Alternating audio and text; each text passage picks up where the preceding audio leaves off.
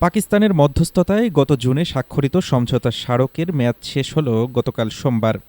কিন্তু মেয়াদ বাড়ানো তো দূরের কথা, ৩ মাসের এই সংঘাতের পর আবার মুখোমুখি অবস্থানে ওয়াশিংটন ও তেহরান।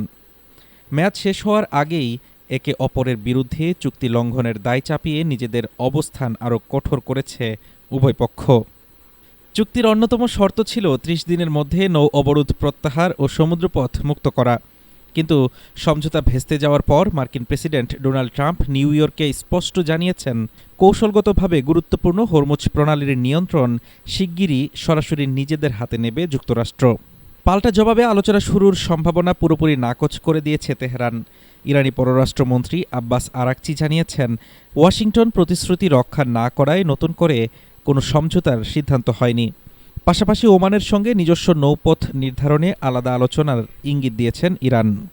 অন্যদিকে জাতীয় নিরাপত্তা কাঠামোয় রদবদল এনে আইআরজিসির সাবেক প্রধান মোহসেন রেজিয়াকে নিরাপত্তা কাউন্সিলের প্রধান করার মধ্য দিয়ে সামরিক সক্ষমতা প্রদর্শনের বার্তাই দিচ্ছে দেশটি।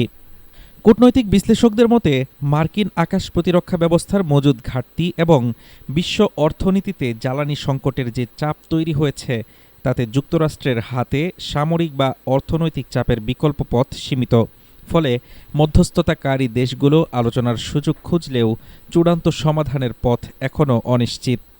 কাগজে কলমে সমঝোতা স্মারকের মেয়াদ শেষ হলেও সামরিক ও রাজনৈতিক মাঠের হিসাব নিকাশ এখনও আরও জটিল।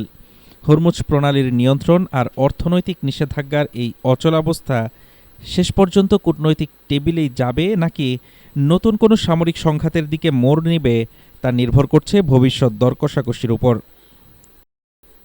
হাফিজুর রহমান তুষার, ঢাকা টুডে।